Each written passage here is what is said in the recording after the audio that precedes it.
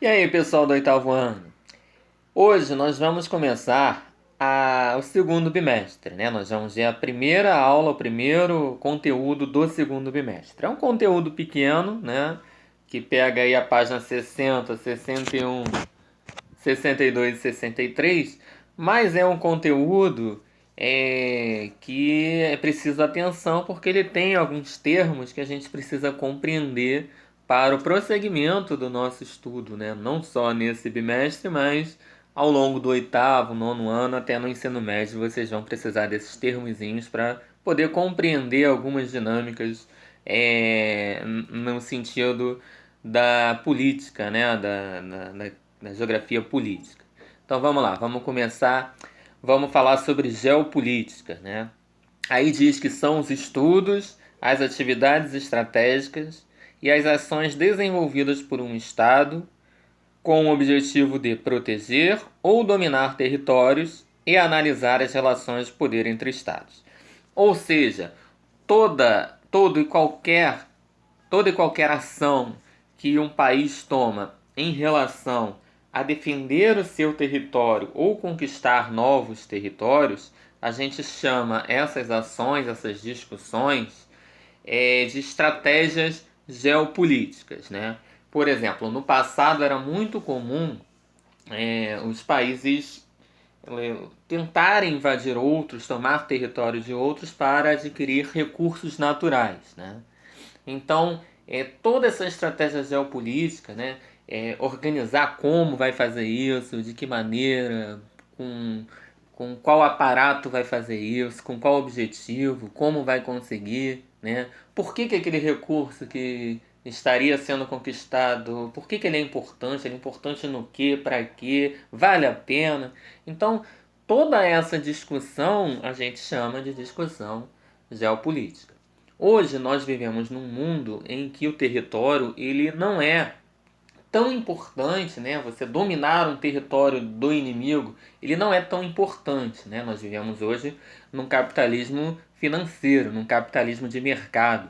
Hoje o que rege as discussões geopolíticas muitas das vezes é a questão econômica. Então, como nós vamos adquirir novos mercados, como nós vamos enfraquecer o concorrente.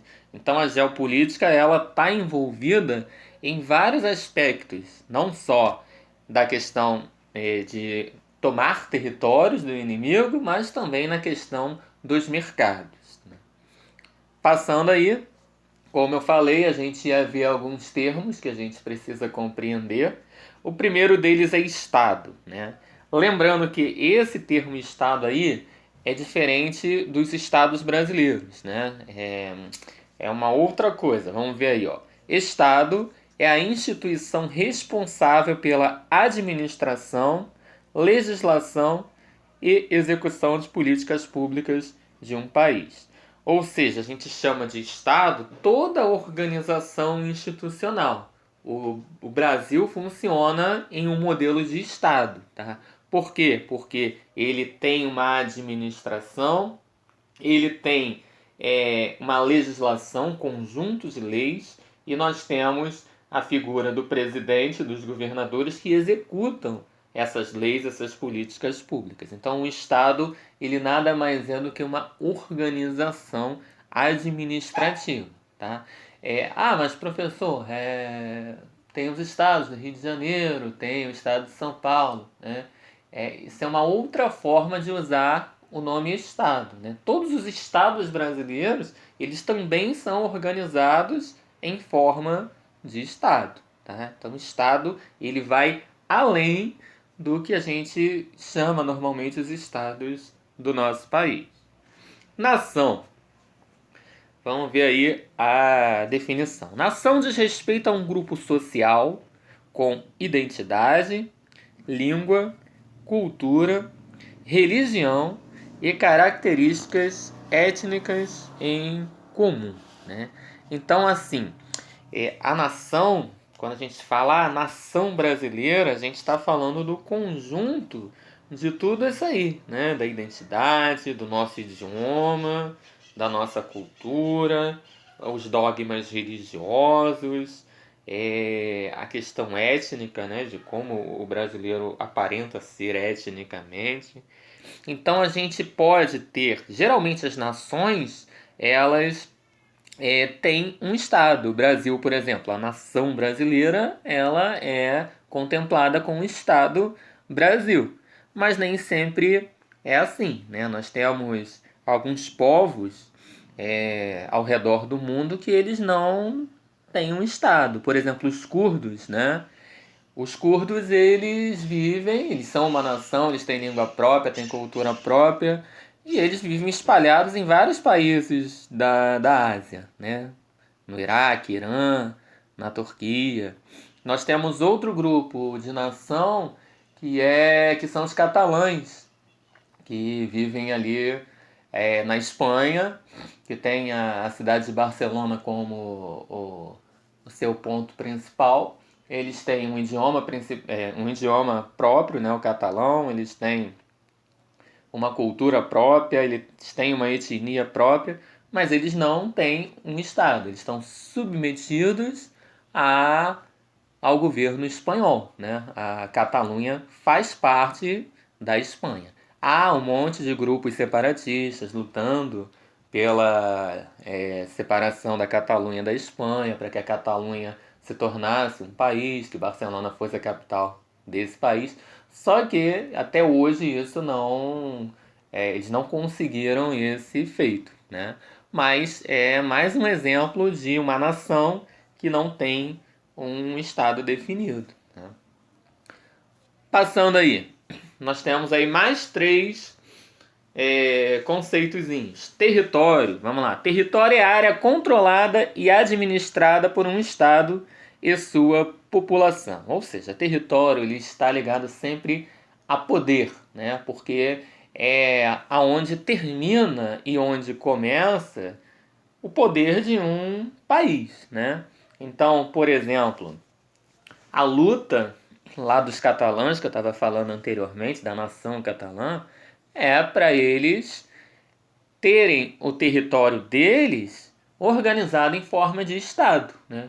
Eles têm o território, eles vivem sob um território, só que esse território faz parte do Estado espanhol. Então, o território ele está ligado principalmente à questão do poder.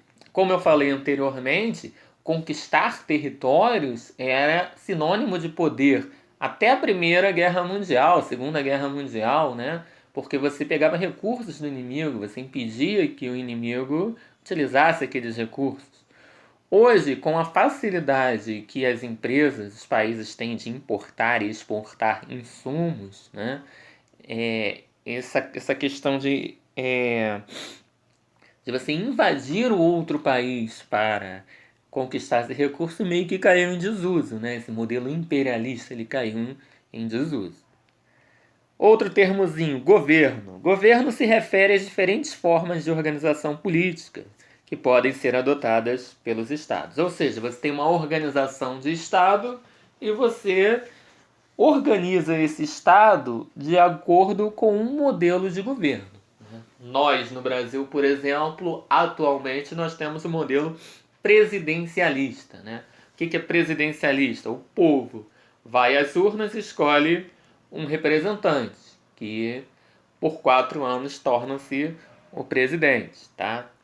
Num sistema parlamentarista, por exemplo, o Reino Unido é parlamentarista. Né? Eles votam em deputados e senadores. E esses deputados e senadores escolhem um primeiro-ministro. Né? O que é o primeiro-ministro? É dentre ali os deputados que forem eleitos, ele vai ser eleito por seus pares como o líder principal daquele povo durante um determinado período. Né?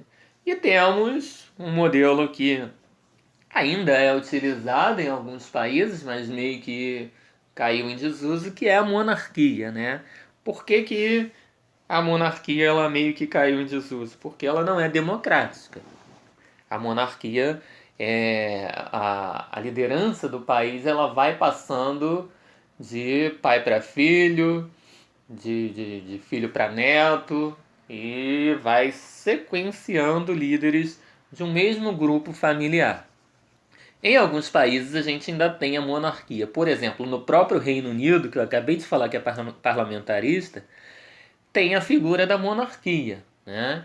A Rainha Elizabeth hoje é a atual rainha e tem vários ali na linha sucessória esperando que ela, eu não queria falar essa palavra, mas que ela morra para que possam sucedê-la, né?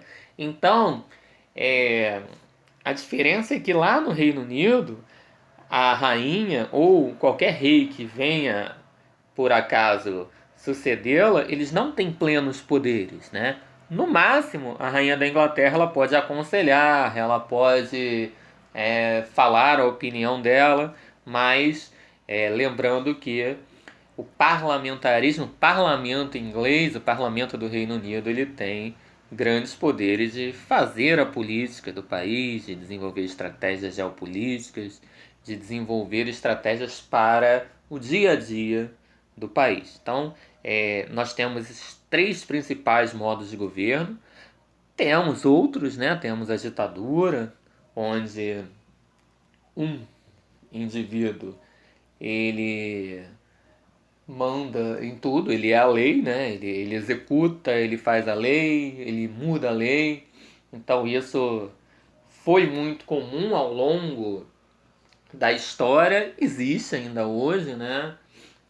Na Coreia do Norte ainda funciona sobre esse regime. Nós temos alguns regimes, né? Por exemplo, na Arábia Saudita nós temos um governo que se assemelha também a uma ditadura, né? E aí são ditaduras com sistemas econômicos diferentes. Na Coreia do Norte, uma ditadura de esquerda comunista, na Arábia Saudita, uma ditadura de direita, uma ditadura capitalista. Então, notem que existem ditaduras e modelos autocráticos, né, centrados em apenas uma pessoa nos diferentes sistemas econômicos, tanto de esquerda quanto de direita. Tá? E para finalizar, gostaria que vocês dessem uma lidazinha na página 63 para ver as instabilidades no mundo atual. Né? Que instabilidades são essas? São conflitos que, por vezes, são armados, né? Lutas armadas ou não, mas que geram uma certa insegurança nesses países. Né? Aqui o livro cita a questão da Síria, em 2011, né? Cita o Estado Islâmico, que é um grupo que ascendeu na última década, a partir de 2013, e vem causando muitos problemas no Oriente Médio. Temos a luta da Coreia do Norte com a Coreia do Sul, que surgiu lá na década de 50 e até hoje, né? Você tem ali uma instabilidade no país, um país que era único, né? Você tinha a Coreia. E aí, devido à Guerra Fria, você teve uma divisão entre Coreia do Norte comunista e Coreia do Sul capitalista. E até hoje, né, a Guerra Fria já acabou. Em 89 ela teve uma grande ruptura. Em 91 a União Soviética ela acaba extinta e a Guerra Fria acaba, mas as Coreias estão ali, né? Era um país único, um povo coreano, e até hoje você tem essa divisão, conflitos, você tem ideias diferentes, sistemas econômicos diferentes.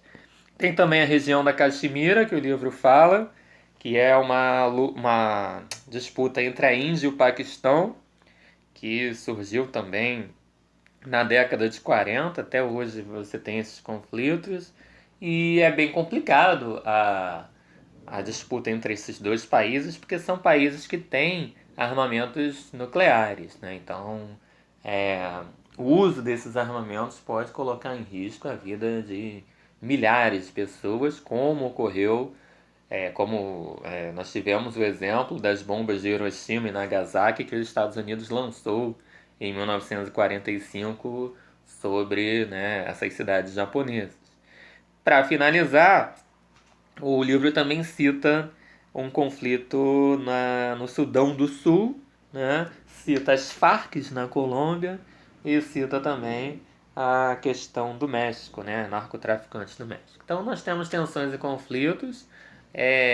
O livro cita essas tensões e conflitos dos últimos 5 anos, mas isso é algo que a cada momento vai mudando, né? Então a geografia tem muito essa característica de que você tem que estar sempre atualizado, você tem que estar sempre estudando, buscando novas informações, porque essas informações elas mudam, né? De um ano para o outro se cria um conflito, né? E ao mesmo tempo tem conflitos históricos que duram mais 60, 70 anos, tá? Então, espero que tenha ficado claro aí essa primeira matéria do segundo bimestre. Para a gente fixar bem essas informações aí, vou pedir para vocês fazerem os exercícios da página 64, né? São 7 exercícios referentes a esse conteúdo aí da geopolítica. Fiquem com Deus. Um abraço para vocês.